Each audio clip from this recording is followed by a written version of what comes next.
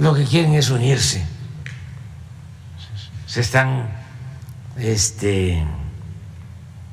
agrupando todo el bloque conservador.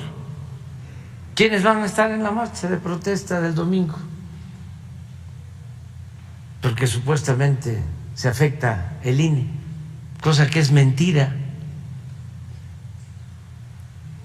No se pudo llevar a cabo una reforma constitucional electoral.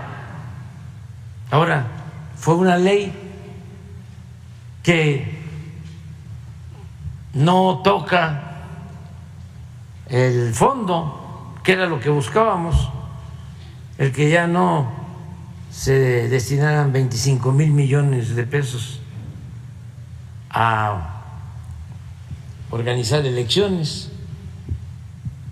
que se redujera ese presupuesto, que se utilizara en el desarrollo del país, en el bienestar del pueblo, pero no los de la élite, la llamada clase política, los intelectuales orgánicos, los medios de información convencionales, no todos, desde luego, y no ustedes, estoy hablando de los machuchones, de los de arriba, que son los que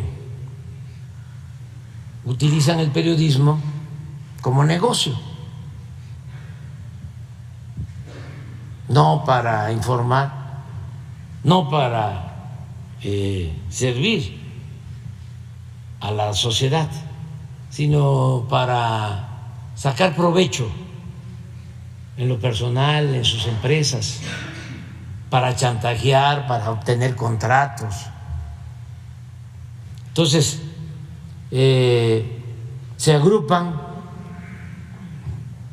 e impiden que se reforme la Constitución, porque para reformar la Constitución, hay que seguirlo diciendo, no solo es la mayoría simple, sino se necesita las 2/3 partes de los votos.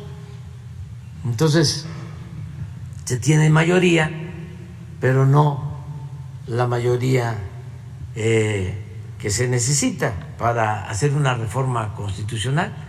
Entonces bloquearon la reforma constitucional en materia electoral, que planteaba, repito, reducir el presupuesto, planteaba que ya no se le diera tanto dinero a los partidos, planteaba que en vez de 500 diputados solo se eligieran 300 y que se eliminaran 200 diputados plurinominales.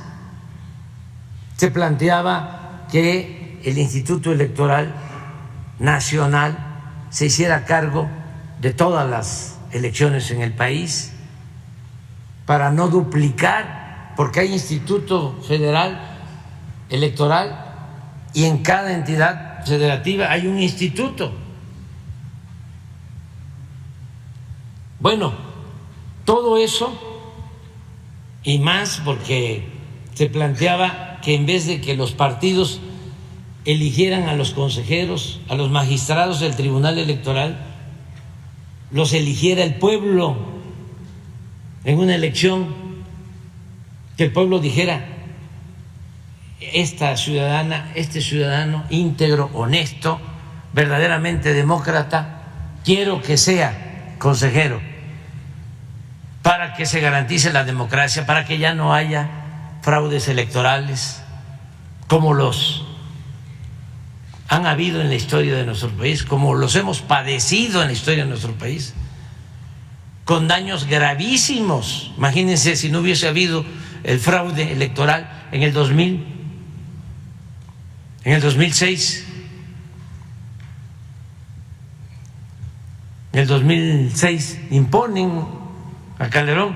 ¿Y qué hace Calderón?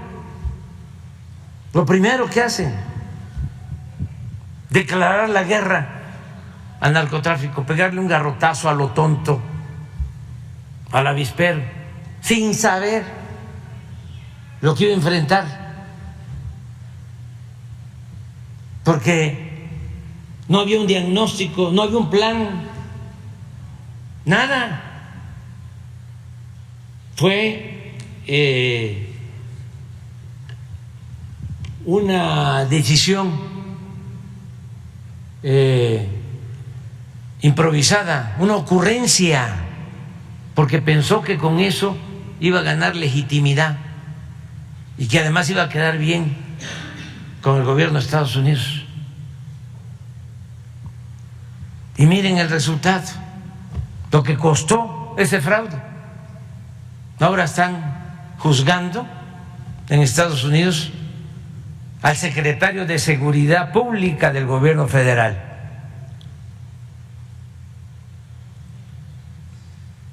Entonces, cuestan mucho los fraudes electorales.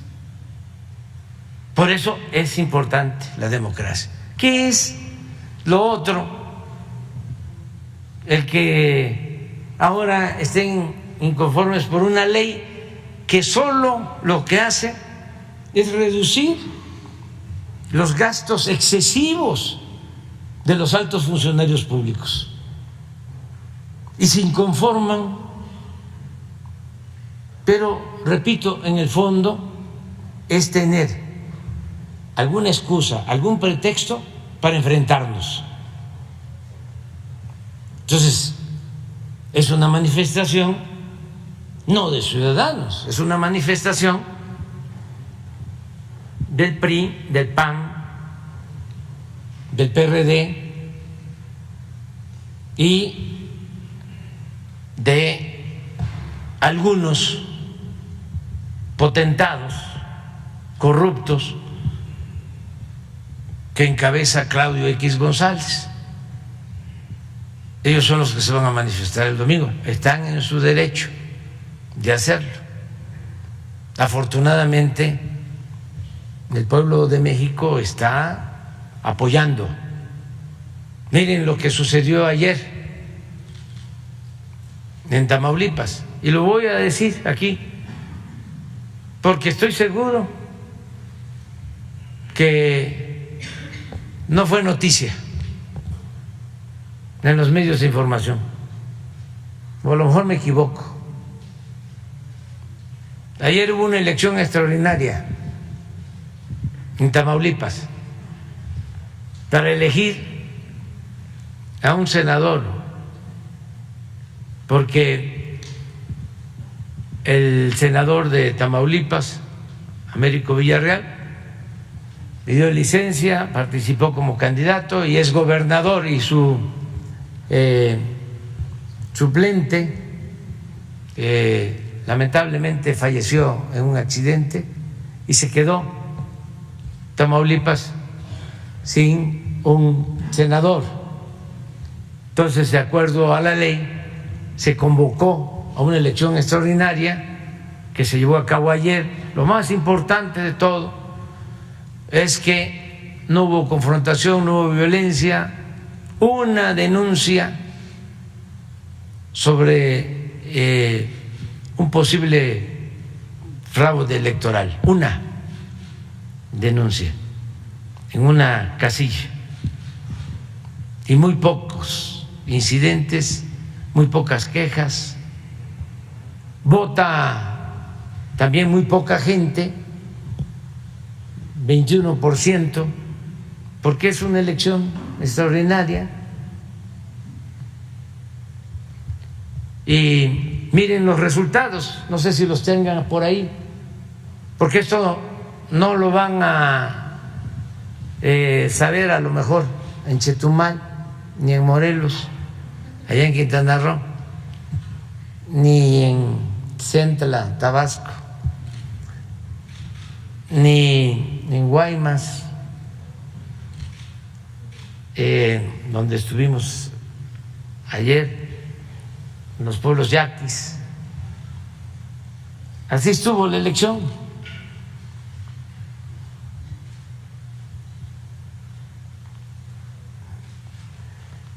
El del Partido Verde,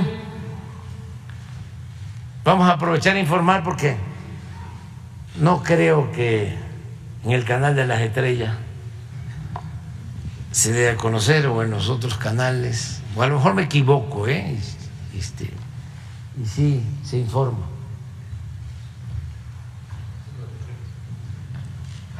PREP. ¿Qué porcentaje? 99% ya. Como ya es público. Candidato del Verde, 22.651 votos, 3.9%. La candidata del PAN, PRI, PRD, ¿quién hubiese imaginado esto? 3 partidos juntos, totalmente opuestos. Históricamente, pero ya se borraron las diferencias.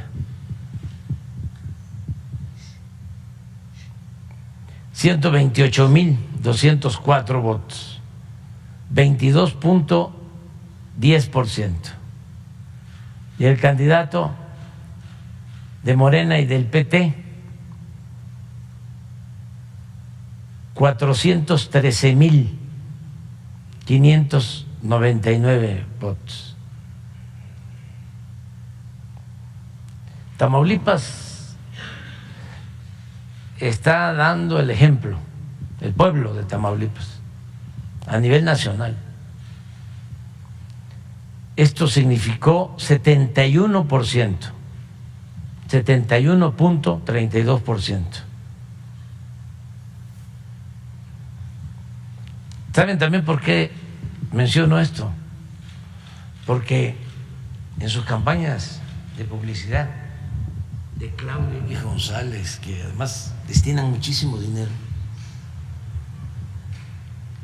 de repente, ¿no?, empiezan a decir, ya empezó la caída del movimiento.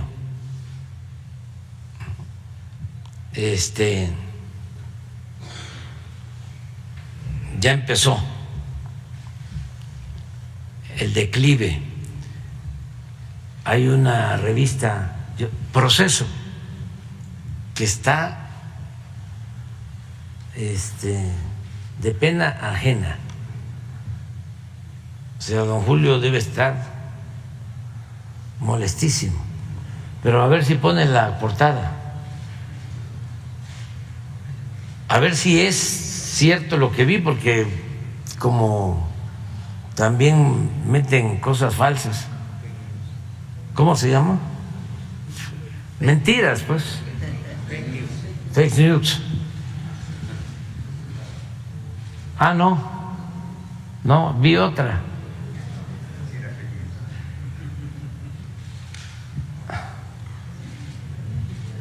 Pero es lo mismo. O sea, es igual. O sea, pero no, lo que quiero ver es donde estoy yo. No vaya a ser que sea, no es la anterior, la de la semana pasada. Entonces vi una postiza en mi Face.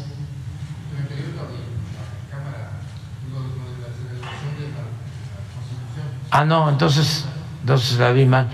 Pero pon esta. Es igual, es el alarma. Negocios en el ejército.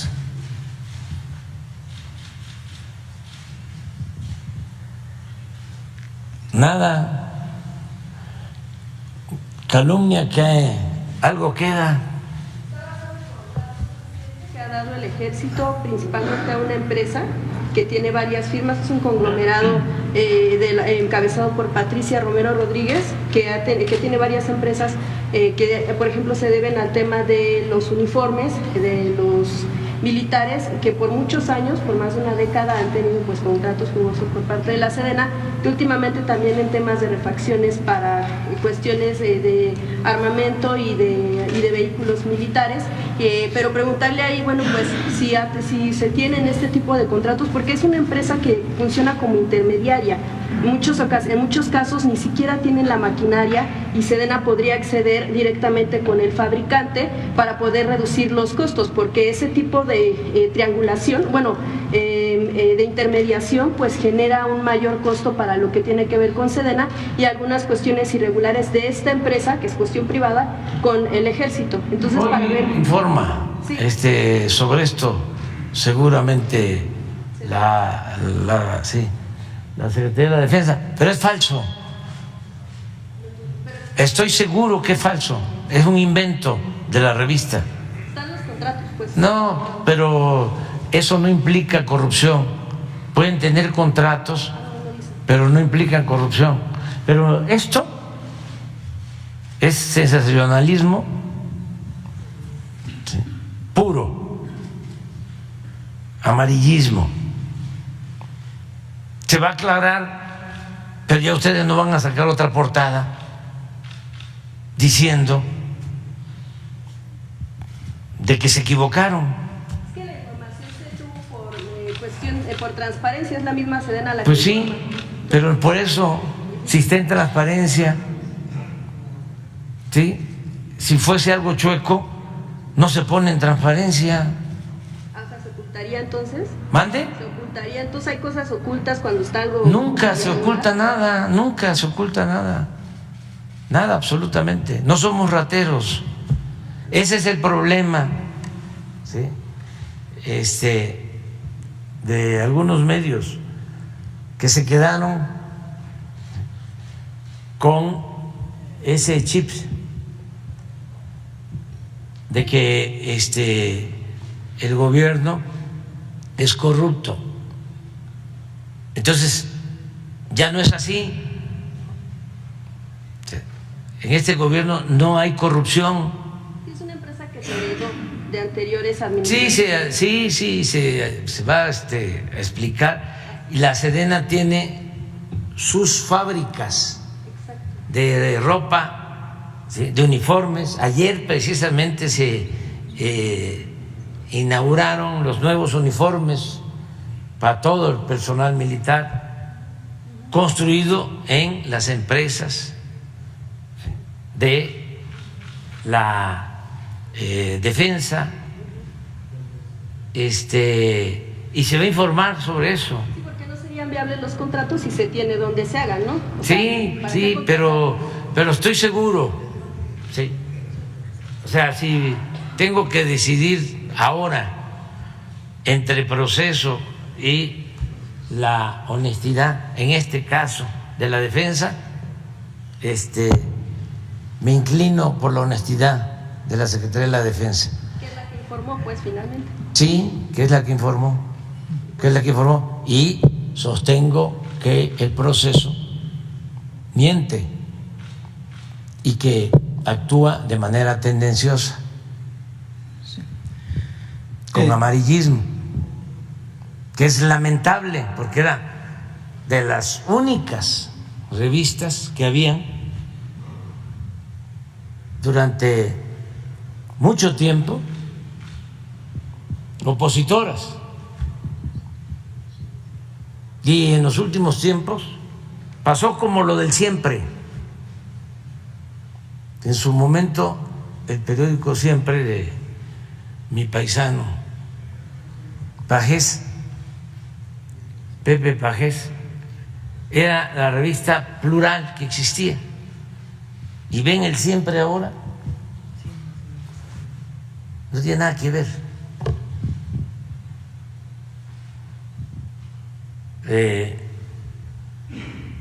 Y así está el proceso, lamentablemente. Señor. Y muy alejado de la gente, porque esta nota puede interesarle por el morbo y además porque no nos quieren a los de la llamada clase política, pero la mayoría de la gente tiene una visión completamente distinta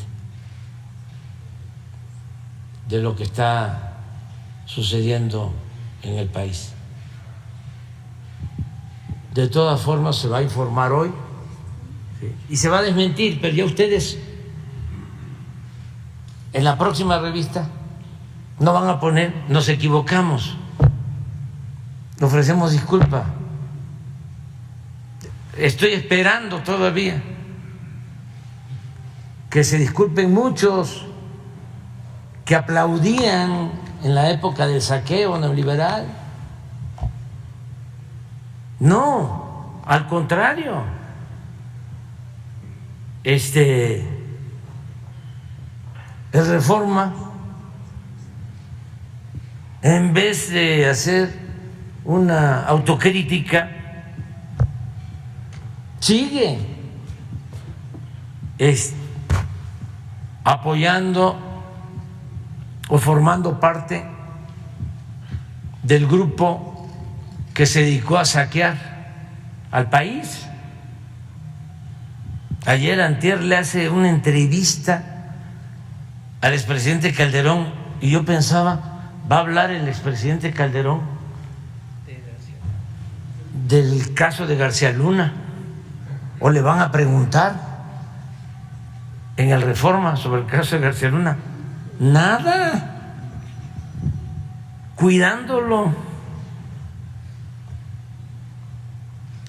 Y es toda la revista, Krause, ve uno de los artículos, todos convocando a la marcha. La Iglesia también, presidente, para el día 26. La Iglesia manifestó su preocupación por lo que está sucediendo en el Legislativo con el Plan B. ¿Vio el video que publicó en la conferencia del Episcopado Mexicano? ¿Cuál agencia? La conferencia del Episcopado Mexicano emitió un video donde habla de la preocupación que tiene la Iglesia por el tema del proceso por el Plan B en el Congreso. Sí. Y llama que sea todo con certeza. Sí. Por eso nosotros vemos con mucha simpatía al Papa Francisco. Señor presidente. En la Iglesia Católica, nuestro referente es el Papa Francisco.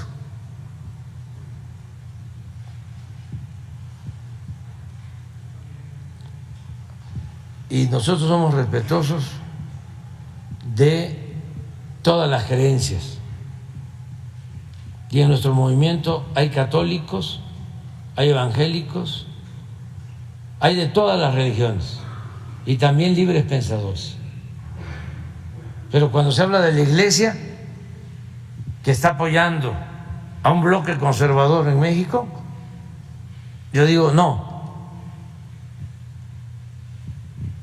esto no tiene que ver con el Papa Francisco, porque él ha condenado a los saqueadores, él ha condenado a los que explotan, a los que humillan a los pobres. Tenía muchísimo tiempo que no había un papa tan cristiano, tan defensor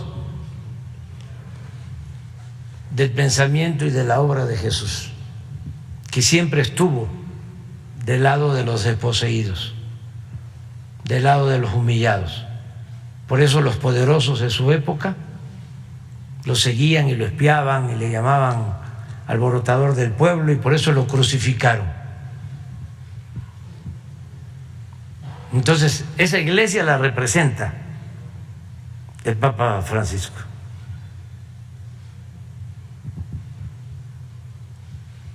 Sí me preocuparía muchísimo si el Papa Francisco se pronunciara sobre este tema. Pero si es aquí, hay que entender cómo las élites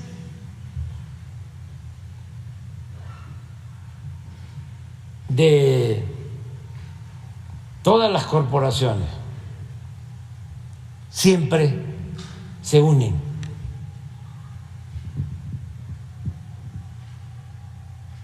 Se alimentan, se nutren mutuamente las élites, no el pueblo, no el pueblo católico, no el pueblo evangélico, no el pueblo laico. Hay que diferenciar. Nuestro movimiento tiene como propósito atender al pueblo y defenderlo de una élite opresora y corrupta que le ha impedido al pueblo salir adelante, salir de la pobreza. Esa es la esencia de nuestro movimiento. Por eso decimos, por el bien de todos, primero los pobres. La marcha esta es para la defensa de privilegios. La del día 26. 26. Vienen a protestar porque no quieren que se apoye a los pobres. El PAN votó en contra de la pensión a los adultos mayores, para ser más claro, y les molesta que se apoye a la gente necesitada, porque son muy clasistas y muy racistas. Y ahí vienen todos. Y antes, pues simulaban que eran distintos, el PRI y el PAN, y ahora pues no. Lo mismo en el caso de los medios de información, que engañaban de que eran independientes. Nada de eso, están completamente al servicio de la oligarquía y los intelectuales orgánicos son los que convocan. Pero qué bueno que esto esté pasando, porque es fuera máscaras, es como un striptease político. El rey va desnudo. Entonces, es muy importante, no tenemos por qué quejarnos porque estamos viviendo tiempos interesantes. Adelante. Señor presidente, otro tema. El mismo viernes fue y inauguró esta planta fotovoltaica, que es la más importante, la más grande de América Latina y que va a ser de las que va a producir más energía en todo el mundo. Eso echa también por tierra toda esta guerra sucia que le hicieron de que usted estaba en contra de las energías limpias y toda esta cuestión. Al siguiente día se reservaron para la explotación mineral, para la cuestión del litio, más de 235,000 hectáreas, también en Sonora, que usted comparó pues con sus justas proporciones con la expropiación petrolera, ¿no? Estos dos hechos, pues prácticamente con la construcción de la refinería de Dos Bocas, la compra de la refinería en Houston, el fortalecimiento de Petróleos Mexicanos y el fortalecimiento de la Comisión Federal de Electricidad, además de la creación de la empresa de litio MX, pues está elemento que distingue los años neoliberales, donde prácticamente vendían como chatarra a las empresas estatales o pues regalaban a privados y a extranjeros la riqueza de los mexicanos. En ese sentido, y hablando de soberanía energética, ¿qué es lo que faltaría en su gobierno para consolidar, para fortalecer la soberanía energética? ¿Ya se hizo lo que se tenía que hacer o aún quedan pendientes? Es decir, ¿qué hace falta para que no volvamos a lo que sucedió en los últimos 30, 40 años de neoliberalismo, donde prácticamente se desmanteló esta soberanía y donde se desmantelaron también las empresas estatales que la sostenían.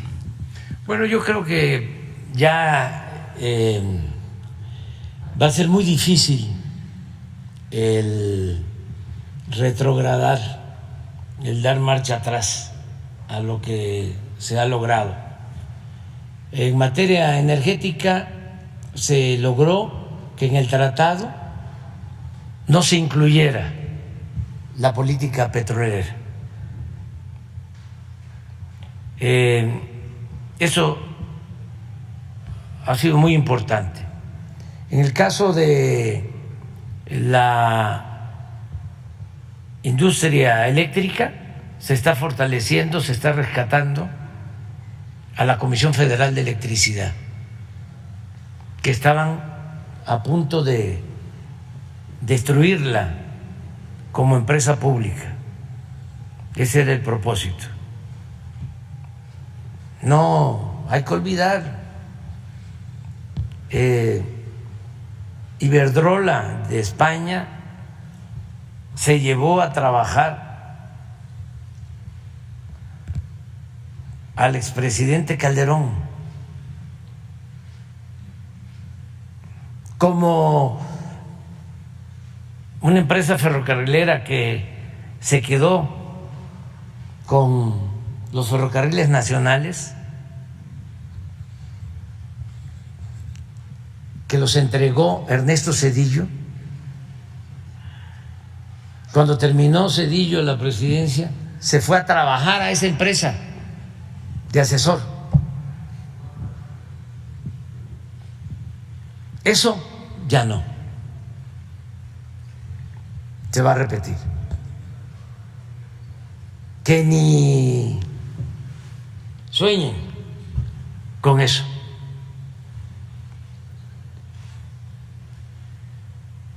Porque va a haber continuidad con cambio.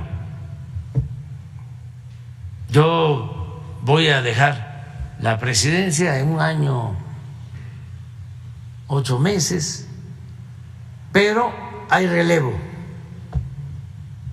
generacional y es una garantía de que va a haber continuidad. Además, lo más importante de todo es el cambio de mentalidad que se ha logrado en el pueblo de México, la revolución de las conciencias. La gente ya no va a permitir el saqueo de nuestros recursos naturales.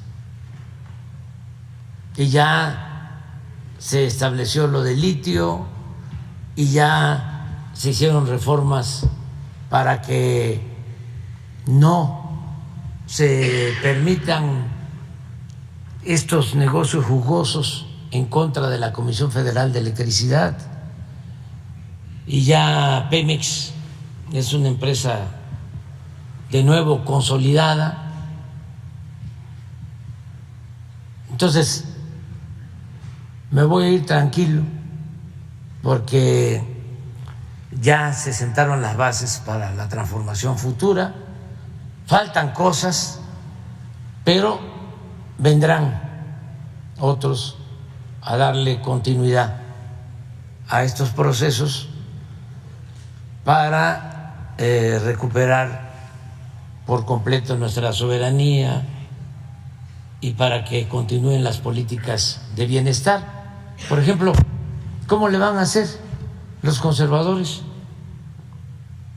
para quitar la pensión a los adultos mayores si ya está en la Constitución como un derecho? Necesitarían tener 2/3 partes de los votos del Congreso para reformar la Constitución, y eso está lejísimo.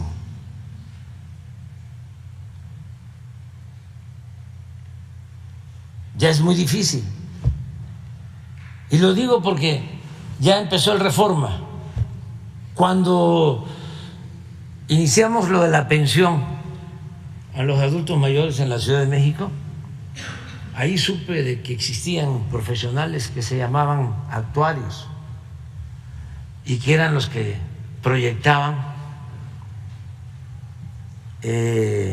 lo que financieramente podría suceder a futuro con sus cálculos. Y de acuerdo a esos actuarios, todos los conservadores, iba a quebrar el gobierno de la ciudad si otorgábamos la pensión a los adultos mayores. Pues no sucedió eso. Y ahora, estaba yo viendo ayer, creo, a ver si lo tienes, lo mismo del Reforma, a ver si lo ponen, de que va a quebrar el gobierno o que va a ser insostenible el financiamiento de las pensiones de adultos mayores. Qué bueno que saquen esas cosas, porque en corto, en privado, pues lo plantean, porque para ellos esto es populismo, paternalismo, clientelismo.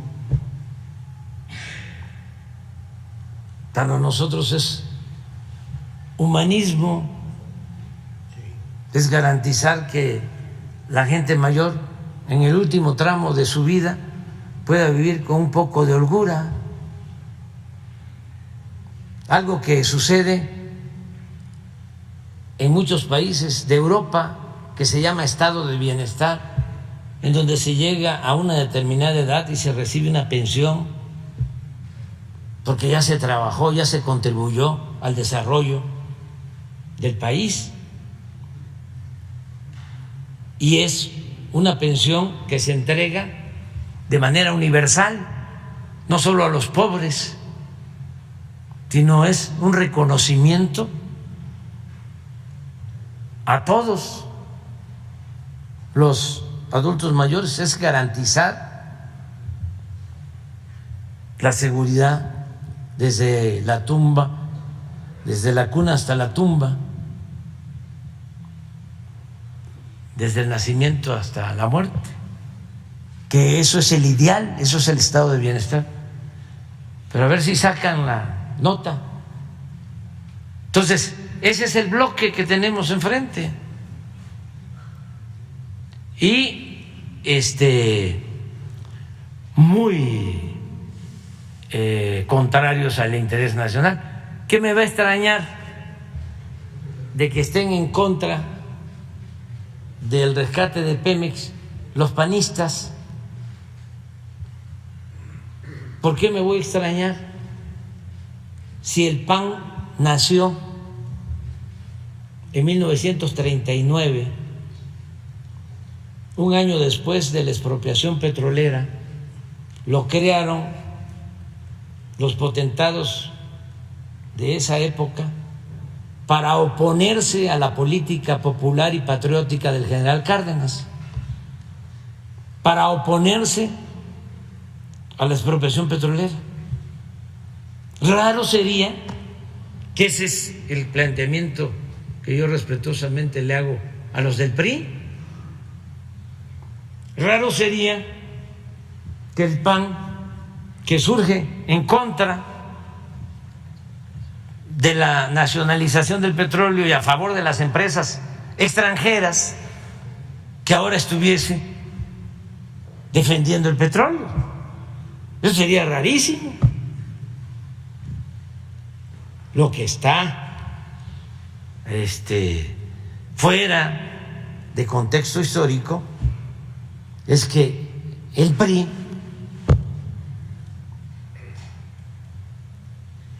esté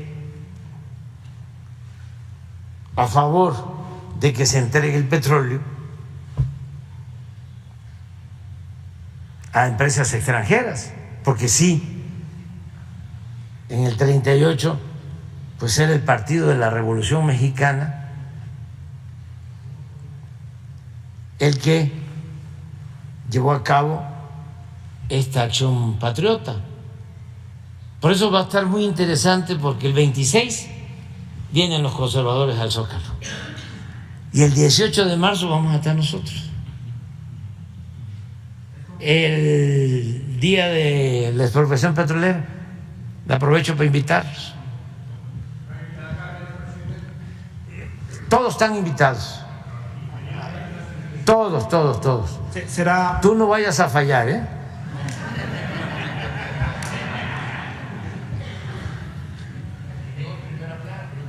¿A dónde está? Aquí está. Alerta Pensión Universal.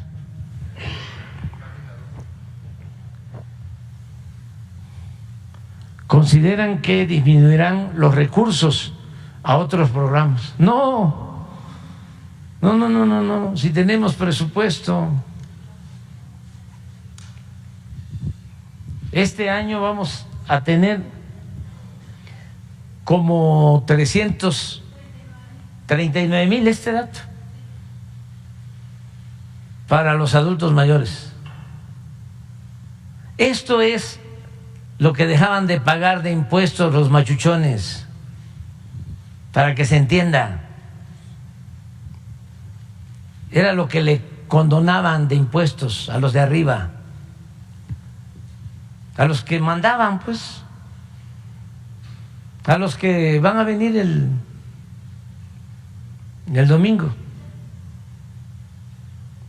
sea, en vez de que no paguen impuestos los bancos como era antes, porque no pagaban impuestos los bancos, en vez de que no pagaran impuestos las grandes empresas que defienden Reforma, como FEMSA, que no pagaba impuestos, de allá de Monterrey, y otras, pues se lo damos a los adultos mayores. Deben de entender que es que hay gobiernos que dan y hay gobiernos que quitan, y ellos son de los que quitan. Eso no tiene nada que ver con populismo, paternalismo, comunismo, nada. Es humanismo. Y si nos alcanza. ¿Cuánto es esto?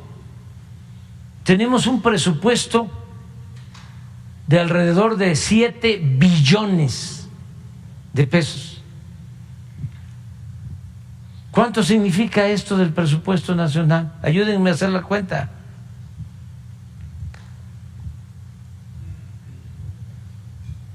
Como 5%. ¿Es justo o no es justo que destinemos el 5% del presupuesto a 11 millones de adultos mayores? ¿O le seguimos dando la pensión a los expresidentes? 5 millones de pesos mensuales. Entonces, ese es el tema de fondo, y eso es lo que se está dirimiendo en estos días, y es muy bueno, muy bueno para el país, porque hay 2 proyectos distintos y contrapuestos de nación, y son momentos de definiciones. Es decir, yo estoy aquí, yo estoy acá, y se respeta, porque eso es la democracia. No es uno, porque eso es dictadura, totalitarismo, no es pensamiento único.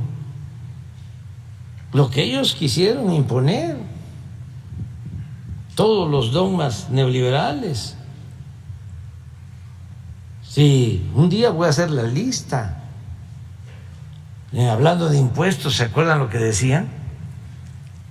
Que no se recaudaba porque no pagaban impuestos los ambulantes, los vendedores ambulantes, o el viene,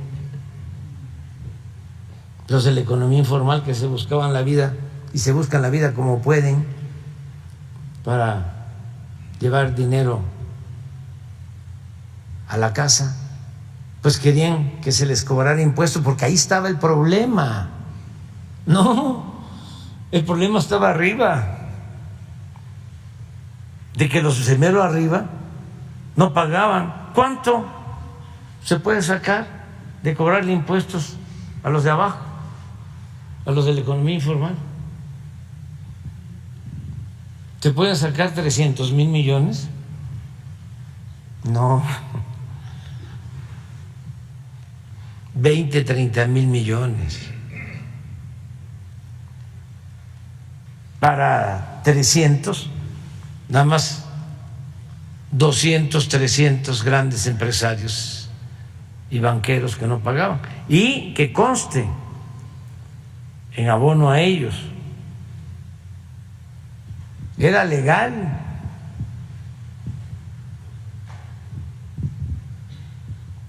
Ellos hacían su trámite y claro, lo autorizaba el presidente y se les condonaban los impuestos.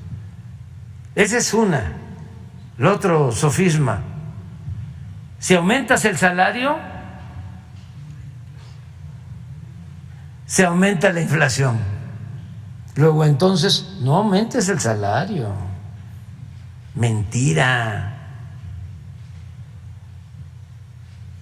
Mentira. ¿Por qué no aceptas más estudiantes en la universidad? Porque no pasan el examen de admisión. Mentira. No es que no pasaran el examen de admisión, es que no tenían presupuesto las universidades públicas y lo que querían era privatizar la educación. Hay que llevar a cabo la reforma energética porque vamos a aumentar la producción en 2 millones de barriles diarios. Mentira. ¿Cuánto ha aumentado la producción después de la reforma energética con los contratos a privados? 20,000 barriles diarios, no 2 millones de barriles diarios. Hay que aprobar la reforma energética porque de esa manera va a bajar el precio de la luz, de las gasolinas. Mentira. Gasolinazos, incrementos en la luz.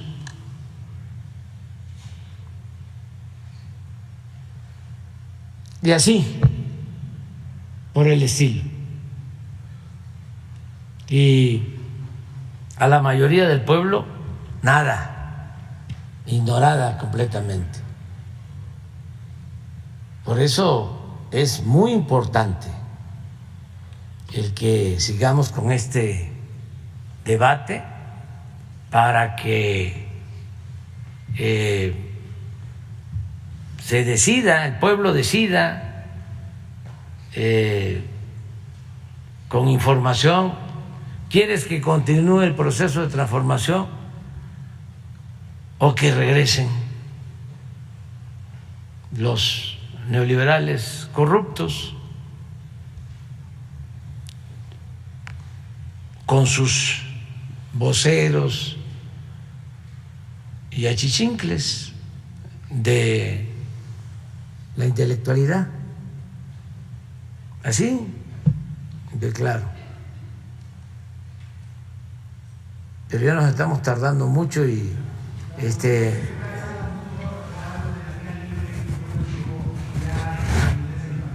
Gracias, presidente. Primero tocar un tema del cual ya hablaba hace unos minutos, estas reflexiones que hace el expresidente Calderón en torno al diagnóstico del país y su visión hacia el 2024. Antes que nada, aclarar que no fue una entrevista, sino un texto elaborado por el presidente, por lo que, bueno, no hubo, digamos, interacción en el sentido de poder preguntar lo que usted mencionaba sobre García Luna. Fue un texto del presidente. Pero independientemente de esto, me gustaría preguntarle sobre el contenido de estas reflexiones que hace Felipe Calderón. Por un lado, habla de hacer resurgir la oposición, fortalecer la alianza opositora y lo que él llama recuperar los partidos con una base ciudadana. ¿Qué opinión le merecen estas reflexiones, presidente? Pues en eso están. Lo que pasa que no lo han podido llevar a cabo. Se están agrupando todos. Felipe Calderón, Fox, Salinas, los medios de información más influyentes, el Reforma, algunos empresarios, banqueros, los intelectuales orgánicos de siempre, los que encabeza Aguilar Camín, los que encabeza Krause, todos se están agrupando, nada más que les cuesta trabajo, porque ya la gente no les cree. Porque ellos tuvieron su oportunidad y se dedicaron a robar, a saquear, pero eso que dice, pues es correcto, que se apliquen para que se agrupen, se fortalezcan. Siempre ha existido en México el Partido Conservador. Siempre. Cuando se pensaba de que había desaparecido después de que se expulsa a los extranjeros del territorio y se lleva a cabo el fusilamiento de Maximiliano, para que se alejaran las pretensiones de convertirnos en colonia y nos respetaran como país libre, independiente, soberano. Después del gran fracaso del conservadurismo, porque ellos fueron a buscar a Maximiliano. Entonces triunfa la República de nuevo, se restaura la República y se pensaba ya se acabó el conservadurismo. No, retoñó, siempre está. No pudo la revolución y fue profunda. Entonces siempre ha estado. Hablaba yo de la oposición a las políticas populares, patrióticas del general Cárdenas. Es muy importante de que se discute sobre por qué el general Cárdenas no optó por el general Mújica, que era más consecuente, más definido en favor de las causas del pueblo, más revolucionario. ¿Por qué decide por Ávila Camacho, que era moderado?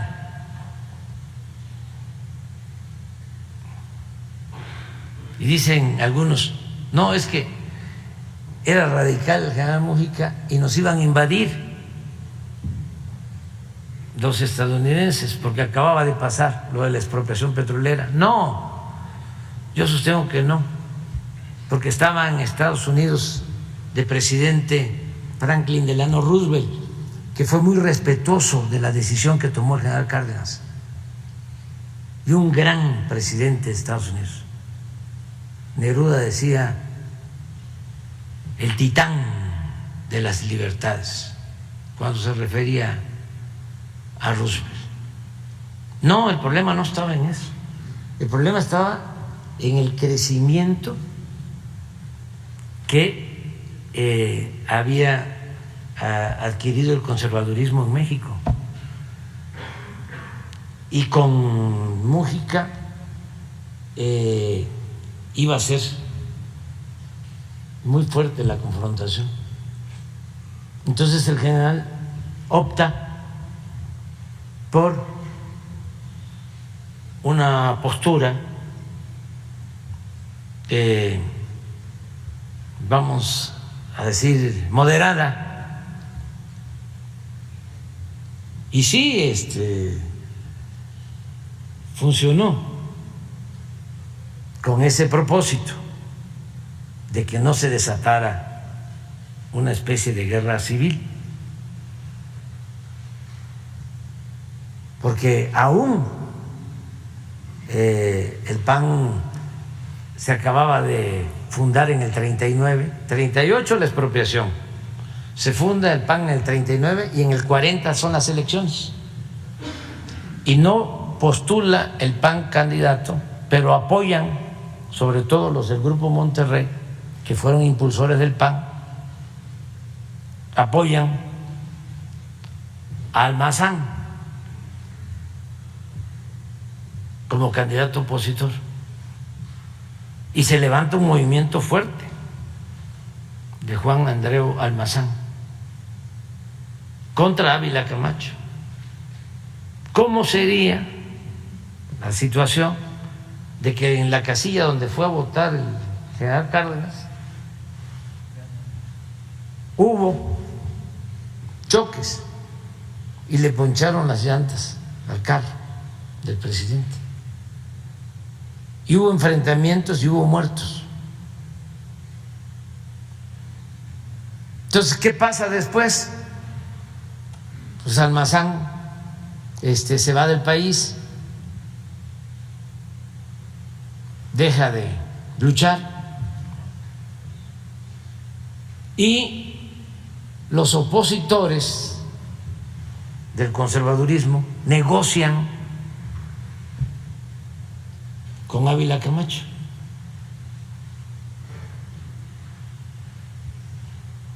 Y les empiezan a dar prebendas, como era hasta hace poco costumbre. Y se logra la unidad nacional. Pero porque hay esa negociación. Lo bueno es que se evitó una confrontación armada, una guerra civil. Entonces siempre ha existido esa oposición, siempre. O sea, el Reforma, que surge como periódico en Nuevo León, está en su mero mole defendiendo el conservadurismo, porque ellos son parte de esa causa. Nada más que antes no se sabía. Entonces siempre actuaban como o fingían ser independientes, plurales, y no es así. Es un boletín del conservadurismo. Presidente, retomando, entonces usted lanza este reto a la oposición a que se agrupe rumbo al 2024. Sí, le hace bien al país. para que haya democracia plena. Esto que ayer se vio en Tamaulipas, digo, no quiere decir que así va a ser el 24, porque va a participar más gente. Pero es muy bueno que se pongan de acuerdo. Y lo que planteó Calderón, que se organicen, que se regrupen, que definan si va a ser Claudio el dirigente o quién, que definan cómo van a elegir al candidato del bloque conservador, porque hay como 50. Y estoy viendo las encuestas y va Lili Telles en primer lugar. Presidente, y lanza... Espérate, es importante, eso no se sabe. ¿No tienes una encuesta ahí de cómo van los opositores? O sea, es que es interesante todo esto, o sea, porque la gente no alcanza a tener toda la información, que esto no se habla en los medios. Y por eso yo voy, ahora que estuve en Sonora, estuve en Nogales, vemos la mañanera, de ahí nos informamos. Entonces, si no se conocen las cosas, ¿no? Pero creo que va Lili Telles en primer lugar, en segundo va Anaya, en tercero va Krill, en cuarto va la señora Margarita. Por ahí va la cosa, pero ahorita vemos. Encuestas, ¿quién encabeza la lista de aspirantes? Va muy bien todos. Presidente, y lanza este reto porque usted tiene plena confianza en que no van a poder. No van a poder. Estoy absolutamente seguro de que el pueblo no va a permitir que regresen los rateros, los que hicieron fraudes, los que engañaron al pueblo.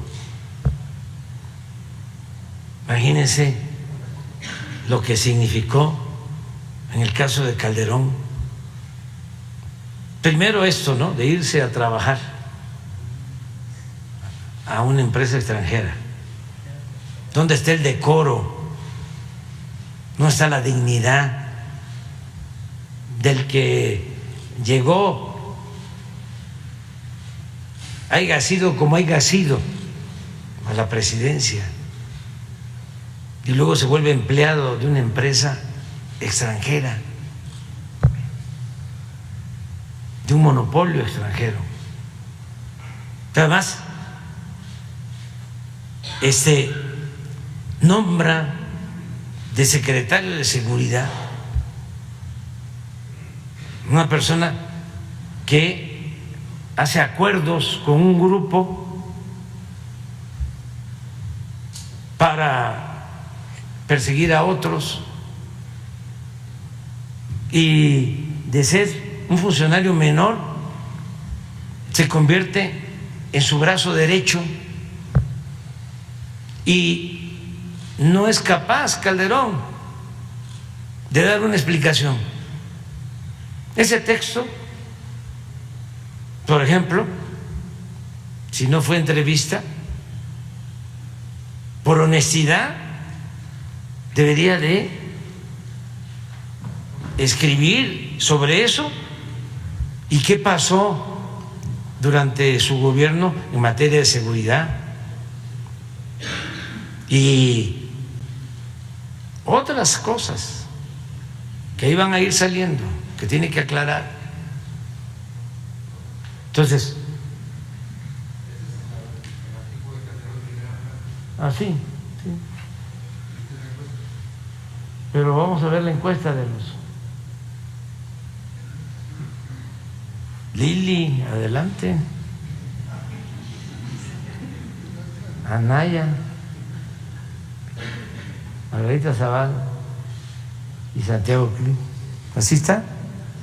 Y por último, este tema, presidente, también en este texto el expresidente... Esto lo tienen que resolver, ¿ves? O sea, dice, a ver, ¿cómo le van a hacer?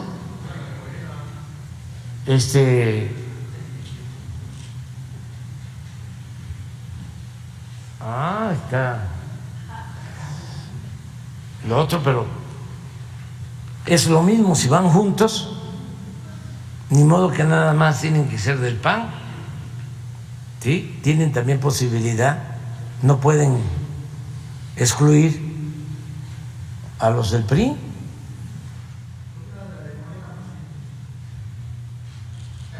Estamos hablando del bloque conservador. No cambien ahorita la pregunta.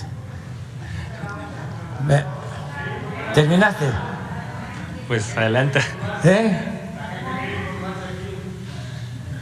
Es que no se puede porque son mis hermanos y mi hermana y es un asunto ahí de celos y de sentimientos. Bueno. Le preguntaba por último de este tema, presidente, también en este texto hay reflexiones o advertencias que lanza el expresidente, como por ejemplo que hay una restauración autoritaria, que hay una maquinaria clientelar a partir de programas sociales. ¿Qué responde a estas advertencias que lanza el expresidente? Pues es lo mismo, ¿no? Ellos dicen, hay autoritarismo. Sí, pero yo no declaré la guerra. Les voy a platicar cómo estuvo, porque a lo mejor ya se les olvidó, o algunos que nos están viendo no lo saben. Pero en los primeros días del gobierno de Calderón, después del fraude, ¿sí?, lo primero que hace, así hasta sorpresivo, quién sabe quién lo malaconseja, como se decía antes, y vuela a Uruapan para ir a Patzingán. En los primeros días, por ahí debe estar la foto, sí, y en la fecha. Estaba entrando y llega con un saco, que hasta le quedaba grande, militar, de una gorra militar, saco. Por eso algunos caricaturistas, bueno, eso no lo voy a decir, se lo dejo a ellos. Y llega ahí, baja el avión y me cuentan que el gobernador de Michoacán lo está esperando.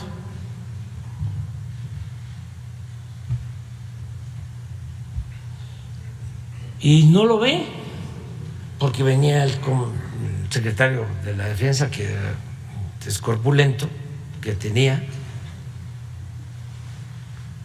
y además como todos venían de verde, no lo ve. Entonces estaba a punto de decirle, ¿y el presidente? ¿No? Cuando aparece Calderón, porque venía vestido de verde.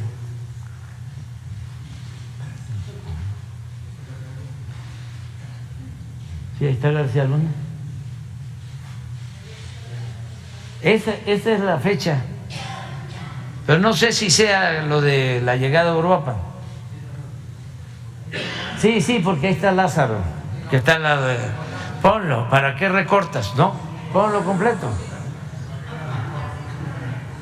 como es. Entonces me platican de que iban de Uruapan a la Tierra Caliente, a Patzingán, y le dice el gobernador, oye, no te vas a quitar la chamarra porque hay mucho calor allá. Pues no se la quitó. De ahí llega y declara la guerra. Y a partir de ahí, enfrentamientos, desaparecidos, todo lo que todavía estamos enfrentando. Mañana vamos a dar información sobre la situación de seguridad en el país, que ya vamos revirtiendo, pero que por este error causó mucho. Y no solo este error, imagínense que por un lado se declara la guerra y por el otro se hace una negociación, porque no es nada más la negociación con carteles, es la negociación, y por eso el juicio de García Luna, que va a continuar mañana, va a darnos todavía muchos elementos, porque la pregunta es el acuerdo con bandas, pero lo otro, y la entrada de armas en el operativo Rápido y Furioso, que están todos los documentos en Washington, no era García Luna, no era Calderón. ¿Cómo permitir que se introduzcan armas a México para hacer llegar esas armas a los grupos de la delincuencia organizada? Porque eran armas que supuestamente traían sensores y así iban a detectar, iban a poder aprender a los narcotraficantes. ¿Qué sucedió con esas armas? Las utilizaron para asesinar a personas, porque además, como estaban completamente infiltrados, al introducirse esas armas ya se sabía. Entonces, todo eso es lo que él debe de explicar, ¿sí?, en el próximo artículo. Presidente, y si me permite un segundo tema totalmente distinto. Desde hace algunas semanas es público el interés de la empresa Tesla de invertir en nuestro país. Inicialmente se habló de la opción de Nuevo León, posteriormente surgieron otras opciones como el Estado de México, Hidalgo, para aprovechar la infraestructura del AIFA. El canciller Ebrard habló hace unos días de que usted va a sostener una conversación con el directivo de Tesla y también de Twitter, Elon Musk, preguntarle cuál va a ser, digamos, la propuesta que usted le haría a esta empresa de invertir en nuestro país y finalmente dónde se instalaría esta planta, o bien, como decía el canciller, una especie de ecosistema comercial de esta empresa en varios estados del país. Sí, es una muy buena noticia. Nosotros agradecemos a esta empresa el que decida instalarse en nuestro país. México es de los países, si no el primer lugar, está entre los 3 países con más oportunidades para la inversión extranjera y para la creación de empresas.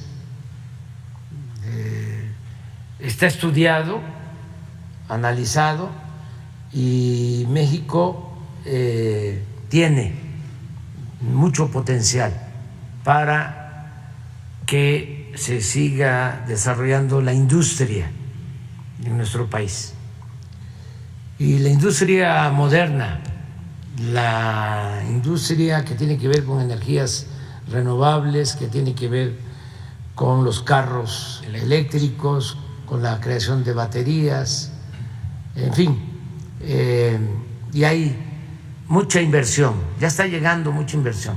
Tenemos récord histórico en inversión extranjera que está llegando a México.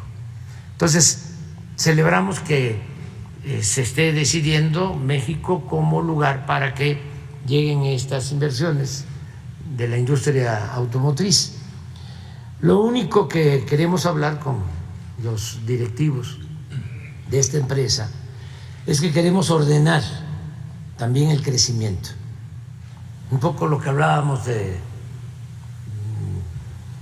las delegaciones de la Ciudad de México o del por qué la importancia del aeropuerto Felipe Ángeles hacia el norte de la ciudad o del Valle de México.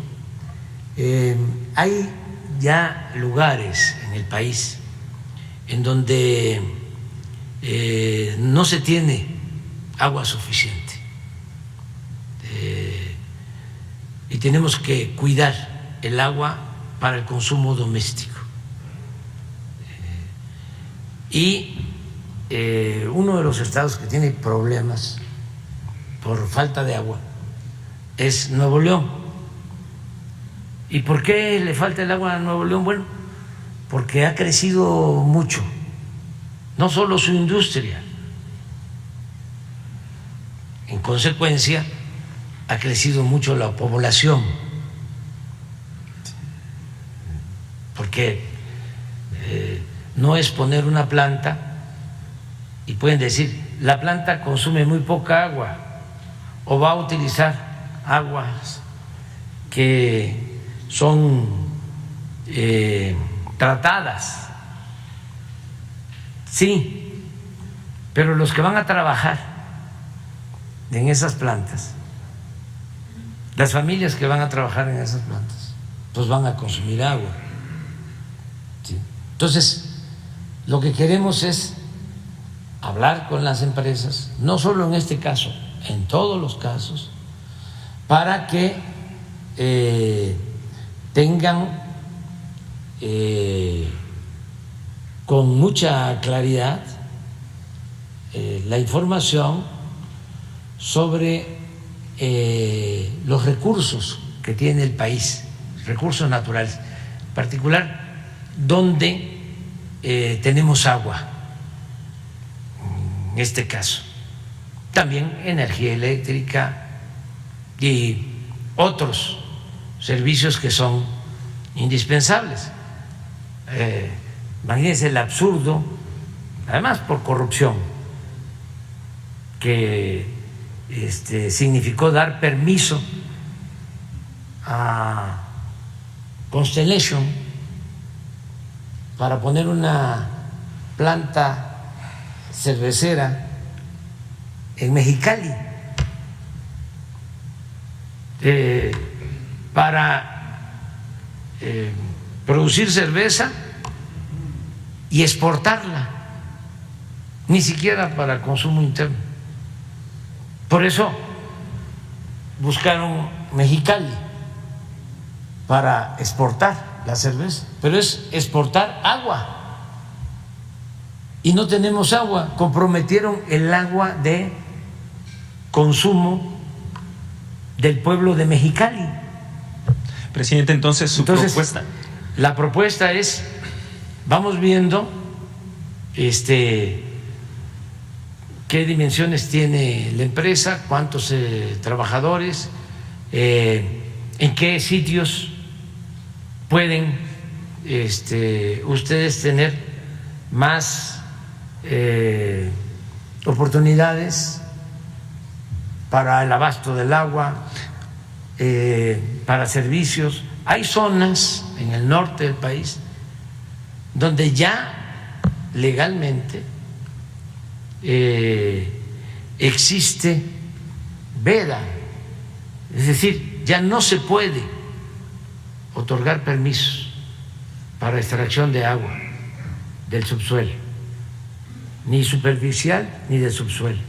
Entonces tenemos vigente, hay un mapa, a ver si te lo envía Germán Martínez de Conagua, en donde ya hay zonas rojas.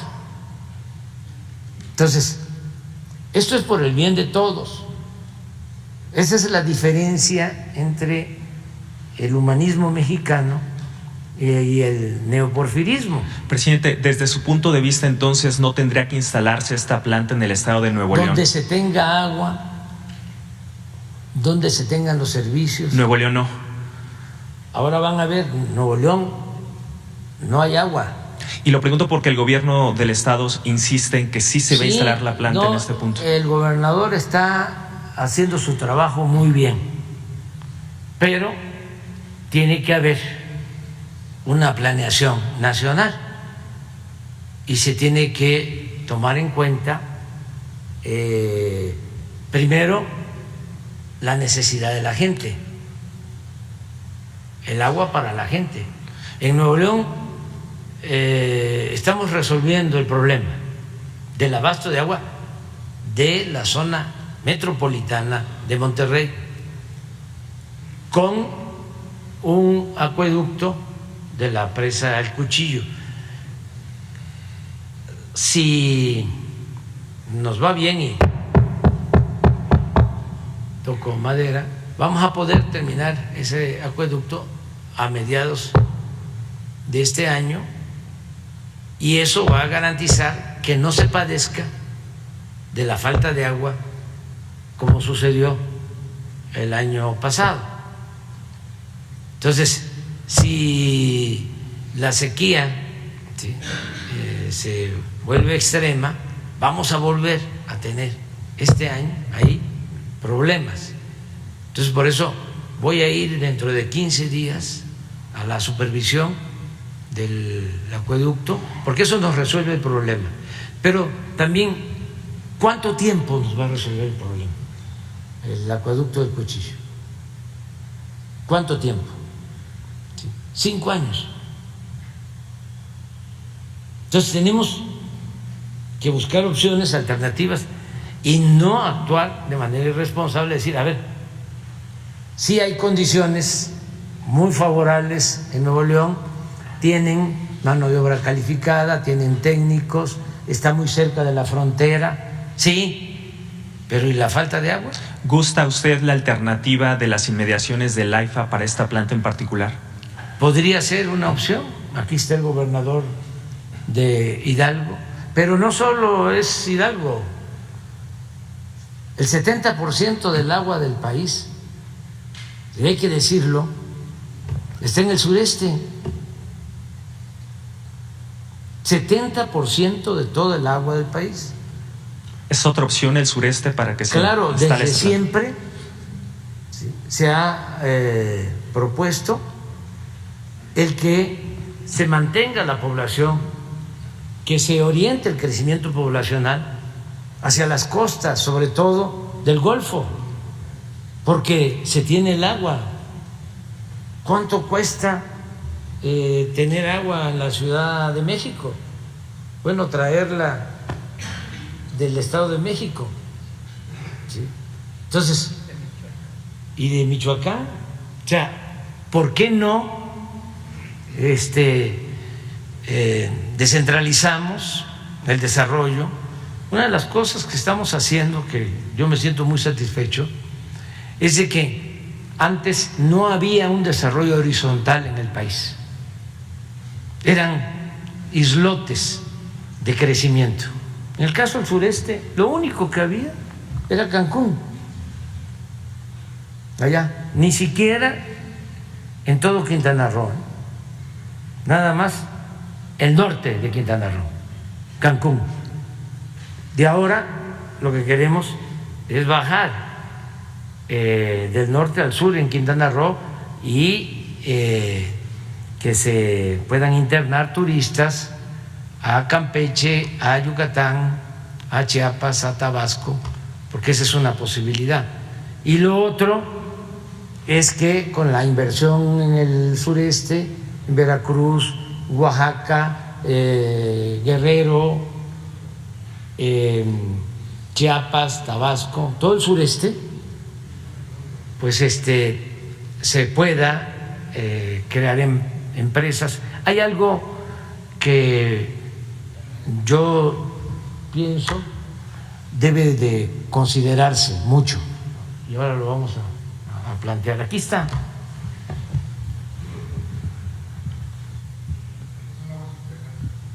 Sí, aguas subterráneas. Miren cómo está. Entonces, ya tenemos casos como el de la laguna, en donde la perforación es tan profunda que se extrae arsénico.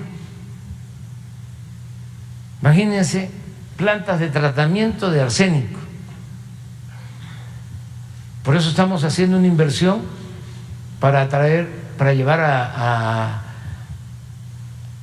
Gómez Palacio, a toda la zona de la laguna, agua superficial,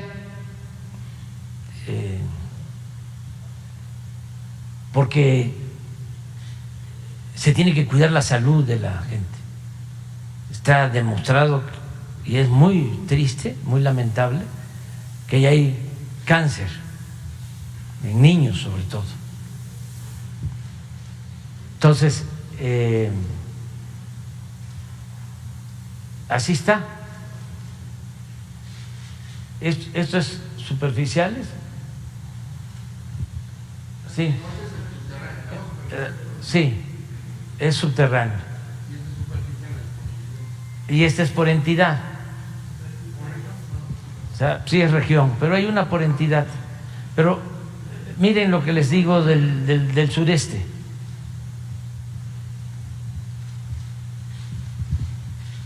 Y aquí hay una oportunidad que hay que hablar con las empresas extranjeras y empresas también nacionales. Todo el comercio se tiene acá, con Estados Unidos. Todo el intercambio.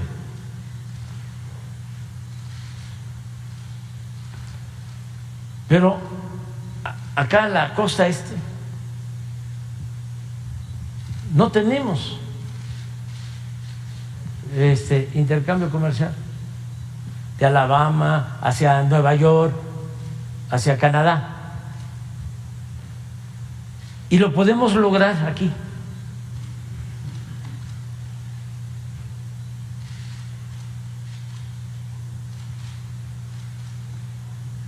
Por eso el desarrollo del istmo, los parques, que se tiene agua, se tiene gas, se tiene energía eléctrica, no hay tanta población, hay más tierra que población. Entonces, esto es parte de lo que queremos dar a conocer. Pero no hay decisión tomada. No, todavía. Yo voy a hablar con los directivos.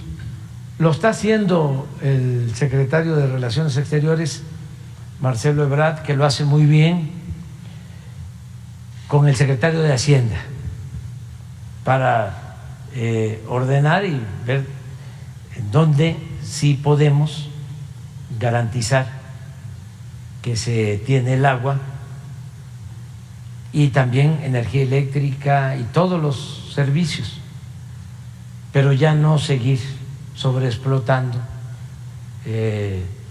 pues estos acuíferos que se llama ahora en el nuevo lenguaje